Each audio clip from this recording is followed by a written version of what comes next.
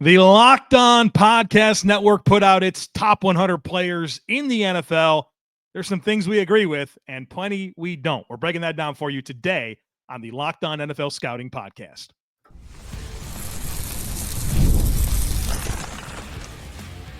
You are Locked On NFL Scouting with the Draft Dudes, your daily podcast for NFL and college football scouting. Part of the Locked On Podcast Network, your team every day.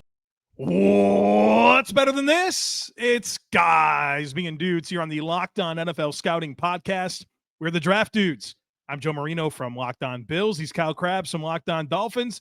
And we are your NFL experts here with you daily to talk team building across the league on the Locked On NFL Scouting Podcast with the Draft Dudes, part of the Locked On Podcast Network, your team every day.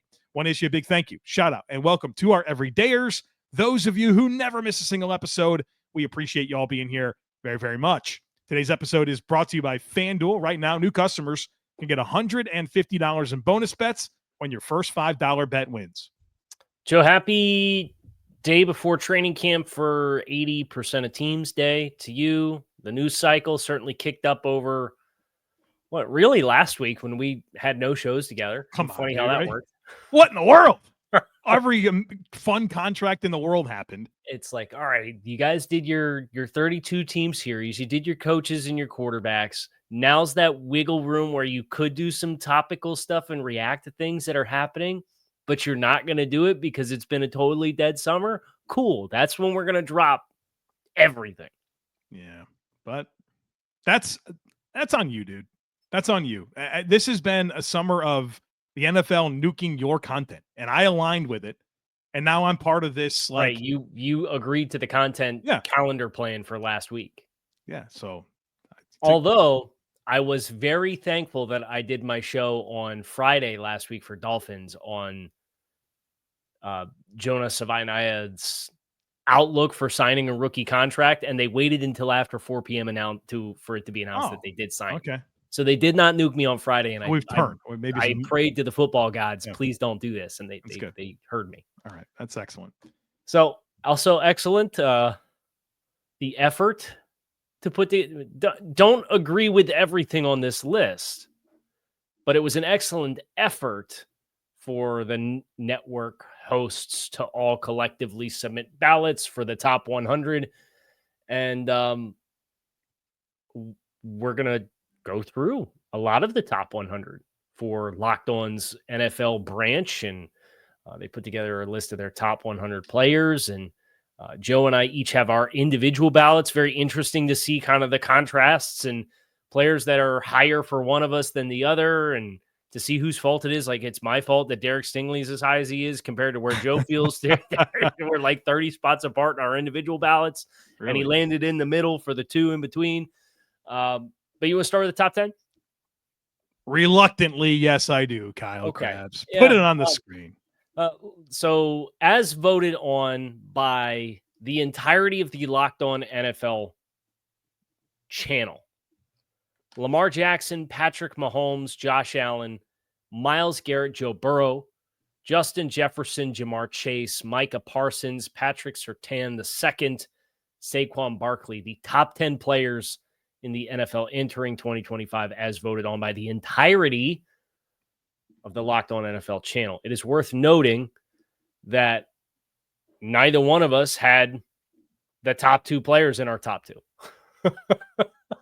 That's where the disagreements start. I had Josh Allen as my number one player. That's probably not surprising to anybody.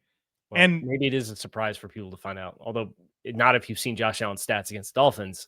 I also have Josh Allen, number one player on my ballot as well.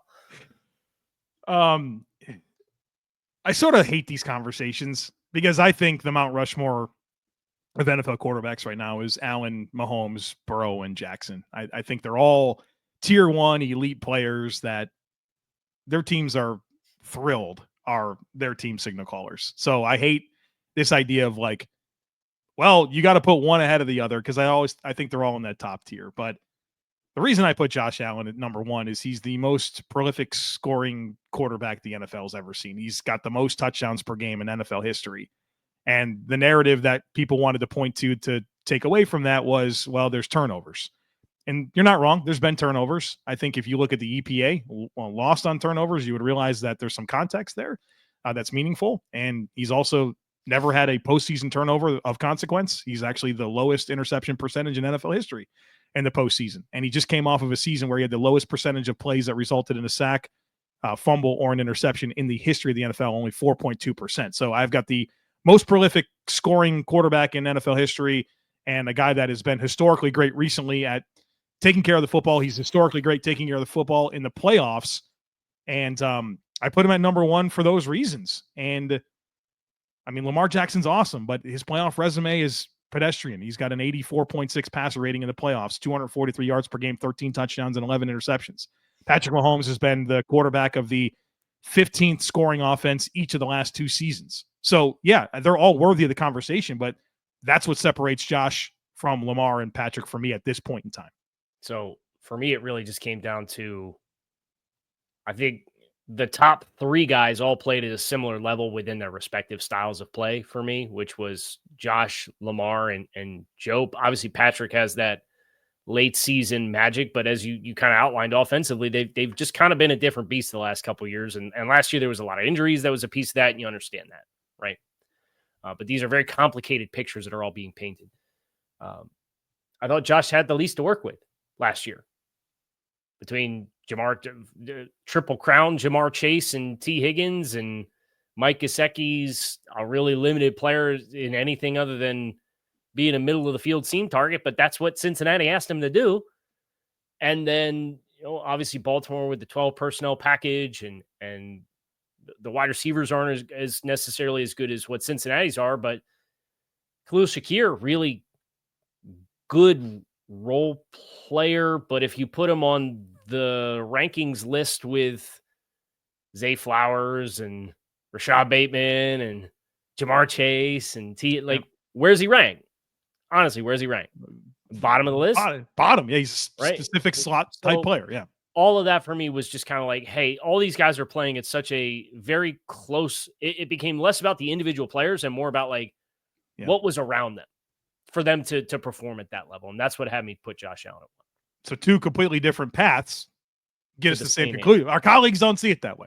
Our colleagues don't see it. Look, Lamar won the MVP. I mean, if I were to quantify who had a better season, it's Lamar, but him having more at his disposal, less. Derrick Henry rushed for 1,900 yards, right? That. And I know James Cook rushed for 18 touchdowns. So he had to play against New England in week 18 and get 10 carries to get his 1,000 rushing yards in a game of 0 consequence to the Bills. Let's shift instead of just obsessing about. I know the SEO from an SEO standpoint. We check some boxes there, baby. We did boxes the thing here in the first 8 minutes, but man, like you said, it really is splitting so much of hairs. Jefferson and Chase, where was that for you? Because I had Chase 7 and Jefferson 8. And I see you happen to have both these guys higher than I did, but you had it the other way around with Jefferson ahead of Chase. What a great debate. I mean, honestly, I think it's a great debate, and I don't think there's a wrong answer. This is what it comes down to for me. And I had, like you said, I have Jefferson ahead of Chase, and you had it the other way. I think they're both unbelievable. I think Jefferson is more complete in the ways that he wins. It's fair. Where Chase, I mean, his superhero card is he can out physical everybody. I think there's just a more technical player with Jefferson, and Jamar Chase has his college quarterback in Joe Burrow, just carrying it on together. It's amazing. I'm not trying to take anything away from it, but when I'm looking for separators, I think Jefferson's a more technical player that's had really, really different quarterbacks than what Burrow provides Chase. It's totally fair. And, for me, I a lot of times, whether you're a high school recruit or you're a draft prospect, you play the game a certain way, but then you run up against competition where all of a sudden you just can't be better. Sure. Yeah. And Jamar hadn't found too many of those matchups in the NFL yet, right? So that for me was man, it's just a really special individual talent. And Jefferson, I agree with you completely, is the more complete player. But Chase coming off the year that he just had, I was like, I can't not vote him number one, right? Like, it's just unreal production. But again, splitting hairs just like with these top 4 quarterbacks. All right, coming up next, we're not going to split any hairs. We're going to talk about big contrasts between the way we saw it versus the list, the players we were higher on. We'll talk about that here next, folks. Be sure to stick with us. Summer sports are in full swing, and whether you're all about baseball under the lights, golf on the green, or high-stakes soccer action, FanDuel is the best way to make every game even more exciting. You're already following the action, so why not make it a little more thrilling? With FanDuel, you can get in on the game while your friends are getting sunburned at the beach. I've been using FanDuel to track my favorite matchups, and the app keeps it fresh with new daily promotions and fun ways to bet.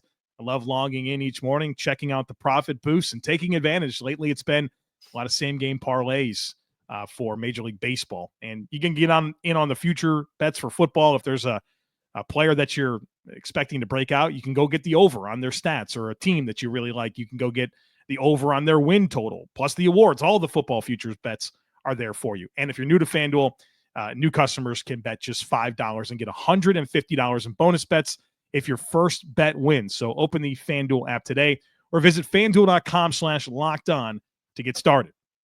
This is an ad by BetterHelp. Workplace stress is at an all-time high. 61% of the global workforce is reporting higher than normal stress levels. This summer is the perfect time to take a small step to focus on your wellness and manage the challenges that come with your workday. Of course, most of us can't just quit our jobs or take endless vacations, but we can start small, whether it's getting outside for a few minutes, adding movement into your day, or talking to someone who can help you navigate life's challenges. That's where BetterHelp comes in. Maybe you have some boundaries that you're wanting to set. Therapy can help you set healthier boundaries at work so stress doesn't spill over into the rest of your life. As the largest online therapy provider in the world, BetterHelp can provide you access to mental health professionals with a diverse variety of expertise. Unwind from work with BetterHelp. Our listeners get 10% off their first month at BetterHelp.com/lockedon. That's BetterHelp, HELP.com/lockedon. So according to my quick math here, which is a horrifying concept, the top 5 players on the Locked On's top 100 for 2025 that you and I were both consensus higher on than their collective average ranking across the entire network were Josh Allen. We both had 1. He finished 3rd. Joe Burrow, who finished 5th. I had him 3rd. You had him 4th. Lane Johnson, offensive tackle. He finished 18th. I had him 12th. You had him 14th. Tristan Wirfs, I had him 13th. You had him 13th. He finished 21st. And Kyle Hamilton, who I had 22nd. You had 24th. And he finished 26th. Those are the top 5. I really like all of those players. It's not too big of a discrepancy with those names. It's pretty modest. Pretty modest, but those feel like a lot of guys that not every one of them, but a lot of guys that we really like as prospects that have delivered. I'm a little surprised, but Lane Johnson's a little bit lower than I thought. And he's meant so much to that Eagles team, man. I thought for sure he'd finish top 15. Yeah. Jahmyr Gibbs, next name down on that list. We both had him 28th, and he ranked 37th. Puka Nacua, 43rd, felt oddly low for me personally. Cam Hayward, another name that just finished. Those Hayward and Nacua were 42 and 43. We had Puka 29th and 31st, respectively. You had Hayward 22. I had him 37. So it's my fault that Hayward's down this far. Top 40 player in the league. It seems pretty respectful. I had him top 25, man. You did, yeah. Let's see. Just rounding out like top 50 for names that we were both higher on. Or Chris Lindstrom's the next name. And Christian Darrisaw. Out of sight, not out of mind for us. A lot of offensive linemen through this exercise. That didn't get enough love? At least versus our ballots. Yeah, that's an observation that I made as well. Especially, I mean, we're not going to, if you want to get lower into the list, but like there's a number of guys. I mean, Deion Dawkins didn't make the NFL 100 for Locked On, which I don't have an explanation for you. Tyler Linderbaum. I know we're not supposed to do the ones that we're higher on right now, but just generally there's some offensive line stuff. Landon Dickerson, it's like, where are these players? They didn't make it. So our love for the offensive line is noted well compared to our colleagues. Yeah, so Linderbaum, you had 36, I had 44. Dawkins, you had 29, I had 50. Nnamdi Matabweek also did not make it. But I can't. Marlon Humphrey, Brian Branch didn't make it. Zach Sieler, you had Zach Sieler higher than I did. Hell yeah, I did. You watch this guy play? Yeah, I have. You think he's going to get a new contract? I hope so. I think he will. Drew Rosenhaus was on some news station in South Florida yesterday and said Zach will report. But what he does will be an internal conversation between myself, Zach, and the Dolphins. I kind of have a feeling he's going to do the Tua thing. Remember when Tua was like there and he did the Indy stuff, but then with his team, he sat out. You're more acquainted with the Dolphins than I am, but after observing the Tyreek Hill, the Tua, the Ramsey, all of this going on, like, dude, that's the one you can. Sieler feels like a lunch pail guy that does all the right stuff all the time, that is grossly underpaid, that I think is a high performing player. Like, don't even make that one a question. Make that your poster boy for like, hey, you want an extension? Do what Zach Sieler did. Yeah, and Zach's reward the good behavior. Zach's played 2 years since signing his last extension and got 10 sacks in both seasons. Right. So he's 13th in the NFL in sacks over the last 2 years. He plays the run at D tackle. At D tackle, he's a big time stunt. He's second in the league. He's 13th in the league in total sacks amongst defensive players. Yeah. Jeez. And he's set to make $7.85 million this year. That's, I mean, honestly, like, he could get 20 more million. Probably. Now, the hard part of that conversation is I think some of the same thing that Washington's going through with Terry McLaurin is Terry's 30 years old. He's a little older than you think he is. Zach's going to be 30 this year, if I remember correctly. Yeah, you got 3 or 4 more good years, though. Well, especially at defensive tackle. It's a little different conversation than wide receiver, where, like, there's not a lot of good examples of guys that got more than 25 million in this like new age of wide receivers that are getting paid like the big bucks. Yeah, Zach will turn 30 just before the regular season opens. All right. Other players that we were higher on than, I mean, dude, there's so many. But it's. Do you want to start? Do you want to continue this conversation with names that did not get voted on, or names throughout the 100? Because, like, I think the omissions are just egregious. Jalen Johnson, Marlon Humphrey, Landon Dickerson, Brian Branch, Vita Vea. Did you realize how much ball production Marlon Humphrey had last year? Oh, I'm fully aware of it. Yes. And, like, kicked inside midway through the season. And, like, in part because of Nate Wiggins and then how they changed the safety structure. And he has a chance to age very gracefully because of that transition. Like, you keep him there. Please keep him there. Because I think that has a chance to be a great fit for him. And he's got the physicality. Kobe Turner. Didn't make it. Big brand guy for me. And 63rd on my ballot. Why do you hate Derek Brown's on this list and Kobe Turner's not? Derek Brown's on this list, but Vita Vea is not. Vita Vea is a weird one, too. Like, what is going on? A healthy Vita Vea is probably right up there with Dexter Lawrence as far as, like, freak matchup athletes with the ability to push the pocket and create chaos, right? And have a passing down impact. We both had Budda Baker in our top 45. He was the 100th player. Daniil Hunter's another one that drives me crazy, dude. He sneaks in at 99. Jared Verse has 4.5 career sacks, and he was like the top 75. Yeah, and that's no shade to Jared Verse, but the Jared Verse hype train feels like it has totally jumped the shark this all. Like, Teron Armstead was like, hey, I'm glad I don't have to face that guy anymore. And ever since, it's just been like, top 10 player here, top 5 defensive player there. Tehran said he's a future defensive player of the year. So everybody just said, yeah, you know what? You're Well, right. let him Let's be pour it. gasoline on the fire. Let him be it.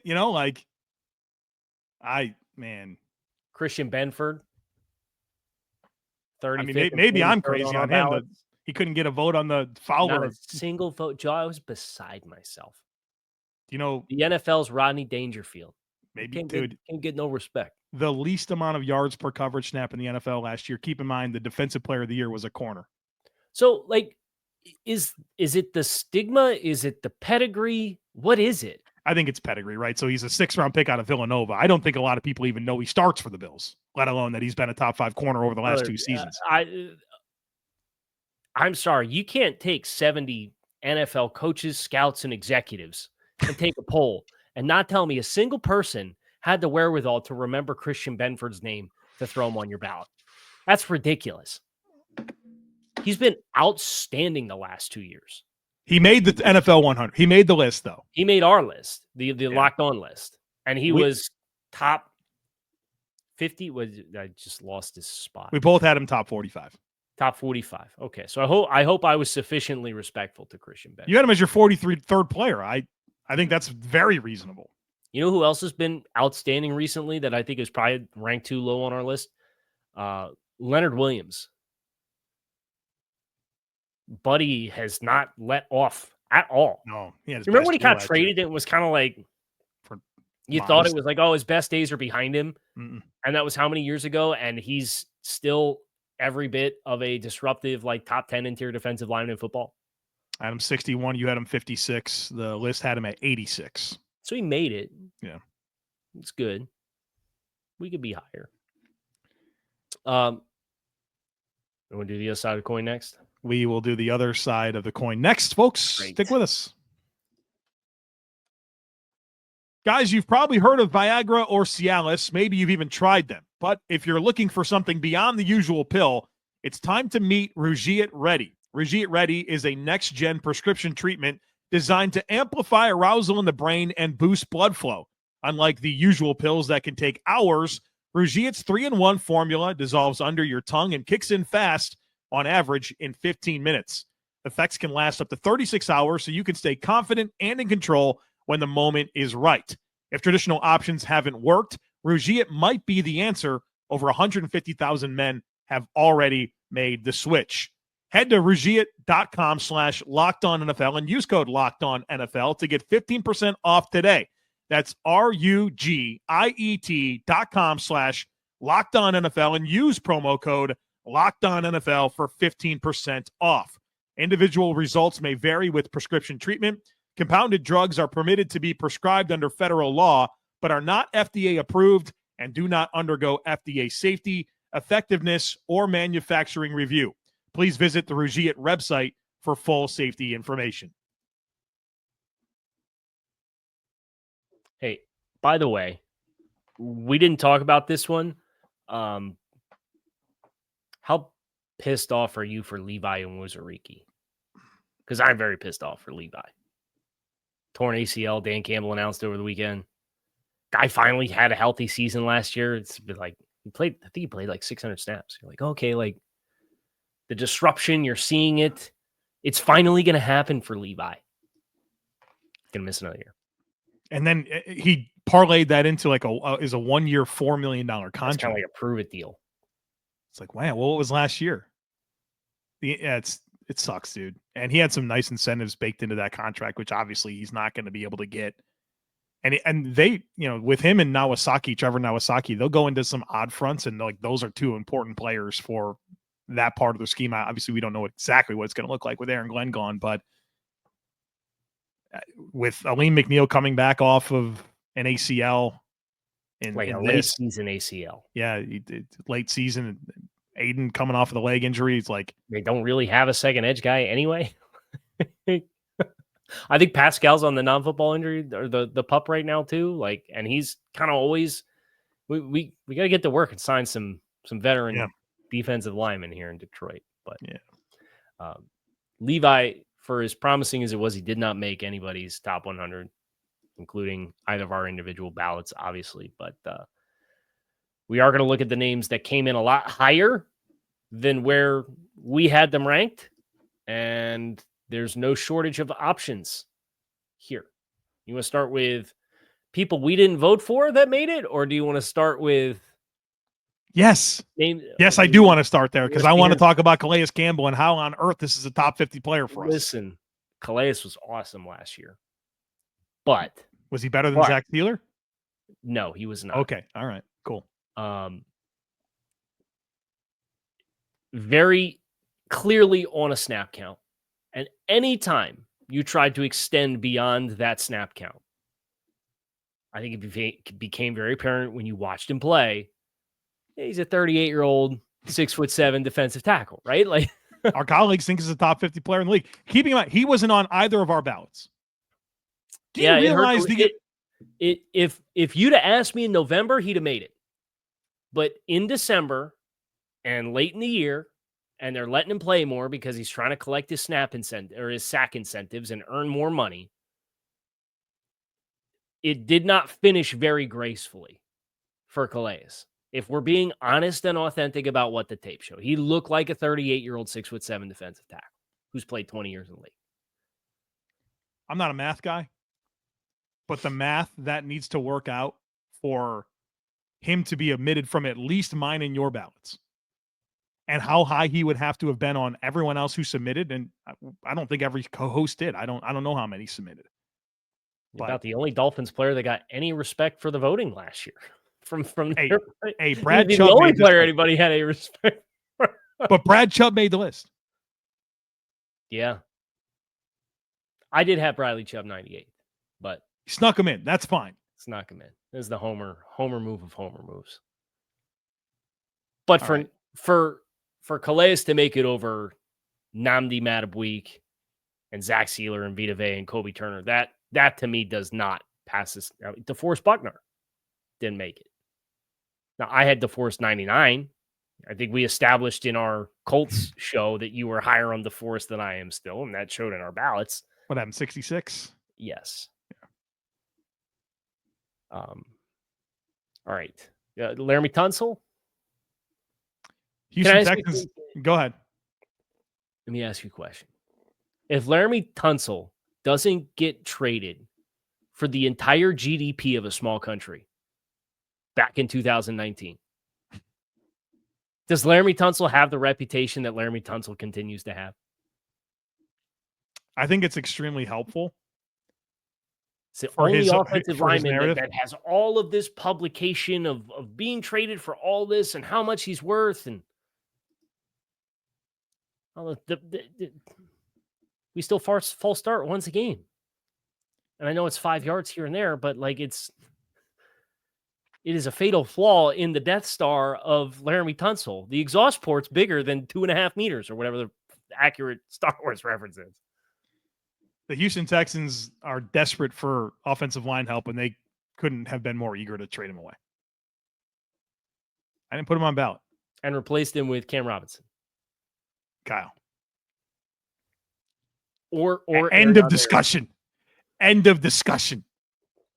Top 40 player. Cam Robinson should be on this list, obviously. Top 36 player, Laramie Tunsil. Didn't make either of our ballots. Do you realize how high he had to have been on other ballots? How about Travis Hunter? He made the list. Never opened a whole can of worms here. I think it's very simple. Leave your body. It's very simple. You can't be a top 100 player in the NFL and have never played a snap in the NFL. Sorry, it's an unserious thing. I'll be inclined to agree with that. I had a hard time. And if you were going to pick one player, would it not be Ashton Genty? Would be the player, right? Because of the position and how consistently the transition to that position breathes life into you, and it's to be a safer thing than right. Yeah. Travis Kelce, I don't think it's been a top 100 player the last 2 years. No. There's a lot of legacy votes, I think, from our colleagues. I think it's how you get a Kelce. That's how you get a Calais Campbell in your top 50. Dude, Brandon Aubrey is a kicker. Brandon Aubrey is a second-year kicker who's 30 years old that made 85% of his field goals last year. We are not going to slander Brandon Aubrey on this. Oh, I am. I refuse to do middle of the pack in field goal made percent. No. Not middle. He's not a middle of the pack anything. They trot this dude out there kick 65 yarders casually. I respect it. I did not vote for him in top 100 because I learned my lesson when we had our whole thing with what draft pick would you trade for the NFL's best kicker, right? I'm not doing that song and dance. But I think Aubrey's awesome. I think he's an awesome kicker. I love him. I agree with you that he's an awesome kicker, but he's 85%. That's middle of the pack. I know that you want to talk about like the length. Let's talk about the length. The guy last year from 30 to 39 was 8 of 10. He was 80%. He was 14 of 16 from 40 to 49. Only 3 of his misses were 50 plus. How many do you make from 50 plus? 14. 14. I'm sure that's a lot. I will look up and I will let you know where that ranks. I'd be willing to bet that that's very high on the list. It was number 1, but Kaimi Fairburn made 13 and Chris Boswell made 13. I think Chris Boswell is a more deserving player to have on the list than Brandon Aubrey. Jason Sanders made 12. Where are these guys? All of those players except for Fairburn. Jason Sanders made 12? 12 of 14. Dude, it's so funny. Sanders 2 years ago had like a curse from like if it was beyond 49, he was going to miss it. Not anymore. Figured it out. So he actually, among the players that were made 10 or more 50 field goals, 50 plus, which there were 4, he had the second lowest make percentage. Aubrey did? Yes. Yeah, but he'd hit him from 75 if he got it straight. I know. Yeah, it's 75th player in the league. Vita Vea can't make the list, though. We got this kicker on here. Where else do we want to go here? Trey McBride? 64?